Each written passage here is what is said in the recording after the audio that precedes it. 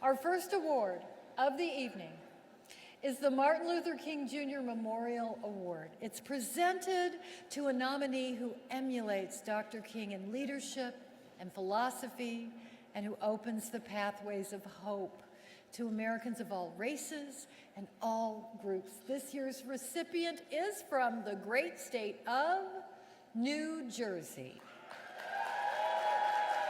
Hello, I'm Wendell Steinhauer, president of the New Jersey Education Association. I am so honored to introduce a courageous activist who stood strong during some of the most turbulent times in our nation's history. Her selfless acts laid the foundation for future generations. Civil rights icon, Edith Savage-Jennings.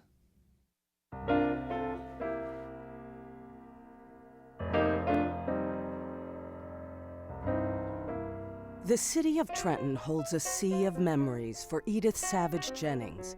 There's the church where she coordinated a visit by Rosa Parks, the bus terminal where she hosted the Freedom Riders, and the place where the old Capitol Theater once stood. This is where she became an activist, integrating the theater at only 13 years old. In 1957, Dr. Martin Luther King Jr. spoke to a standing room-only crowd here at Shiloh Baptist Church. Edith Savage-Jennings coordinated the event. She became a close friend and trusted advisor of the Kings. At their request, she organized marches for the Poor People's Campaign and fundraisers for the Southern Christian Leadership Conference.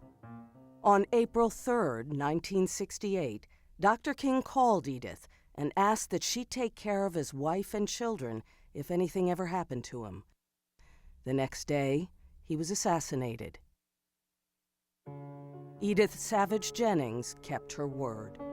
She helped to raise money for the King Center in Atlanta, worked to establish King Commissions in Trenton and across the country, and she lobbied to make New Jersey one of the first states to observe a King holiday. Savage-Jennings played integral roles in civil rights groups, including the SCLC, NAACP, and Urban League. In 1963, President John F. Kennedy asked her to join New Jersey's First Lady on a dangerous, secret mission to Jackson, Mississippi. In an unprecedented act, the black and white pair met with influential Southern women to diffuse tensions around school integration. They also visited student activists who'd been jailed and weren't allowed to communicate with anyone. Savage-Jennings creatively had them write messages on tissue and hid them in her clothing to take word back to the movement. Throughout the years, she continued fighting injustice.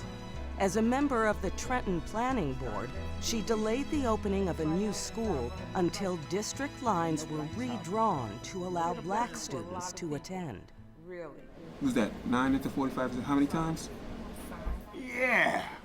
In 2014, she joined the Council of the Center for Child and Family Achievement. The center provides tutoring for students and training for parents. That same year, the Edith Savage-Jennings Legacy Museum opened in Brooklyn, New York. It's filled with artifacts from decades of service.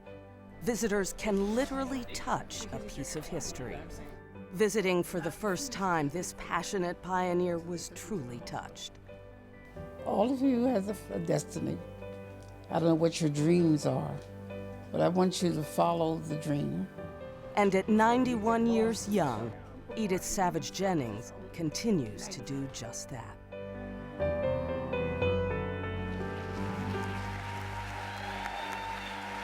Ladies and gentlemen, please welcome to the stage Miss Edith Savage-Jennings.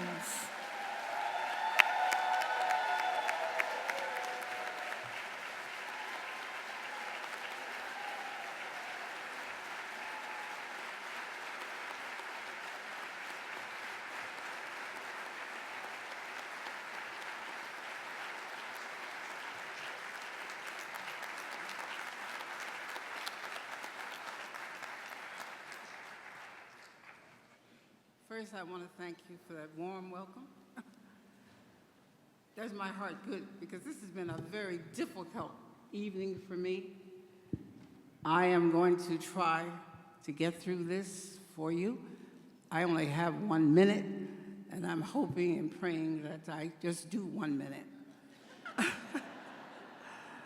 I want to say good evening to President Garcia, this beautiful, beautiful president, the president of the Human and Civil Rights Committee, the NEA Executive Committee, the New Jersey State Affiliate New Jersey EA, President Wendell Starnhauser, and the entire NEA membership represented here tonight. I'm so deeply moved and honored to be the recipient of the Martin Luther King Jr. Memorial Award. You could not have chosen a more appropriate theme for this event. Justice for all, never forget, never give up. For this was the motto by which my friend, Dr. Martin Luther King, lived his life in his quest to make our country, and indeed our world, a more just and humane one. He said that life's most persistent and urgent question is, what are you doing for others? I urge you to keep fighting for our children, never give up on them, see the potential in each one of them, and love them. You have the most important job in the world. I'm joined this evening by my closest friends and family members, and I want them to take this opportunity to thank them for taking this journey with me and for their unwavering love and support. Family and friends, would you please stand? Just let people see my family.